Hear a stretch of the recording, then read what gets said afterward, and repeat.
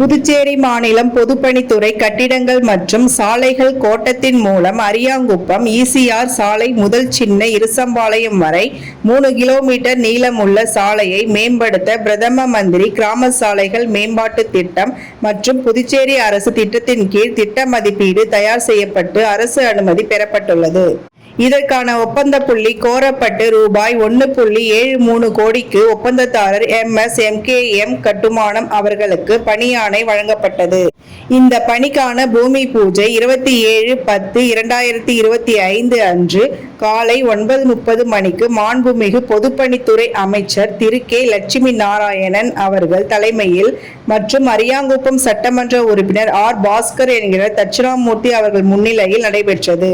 இந்நிகழ்ச்சியில் தலைமை பொறியாளர் திரு K. வீரசெல்வம், செயற்பொறியாளர் திரு S. சந்திரகுமார், உதவி பொறியாளர் திரு L. நடராஜன், இளநிலை பொறியாளர் திரு K. கார்த்திக் மற்றும் ஒப்பந்ததாரர், ஊர் பிரமுகர்கள் மற்றும் பலரும் கலந்து கொண்டு விழாவினை சிறப்பித்தனர். அரியாங்குப்பம் தொகுதியில் சட்டமன்ற உறுப்பினர் பாஸ்கர் என்ற தட்சிணாமூர்த்தி நீண்ட நாள் கோரிக்கையை நிறைவேற்றும் வகையில் 1,73,00,000 மதிப்பீட்டில் அமைச்சர் லட்சுமி நாராயணனின் தலைமையில் இன்று சாலை மத்திய பூமி பூஜை நடைபெற்றது.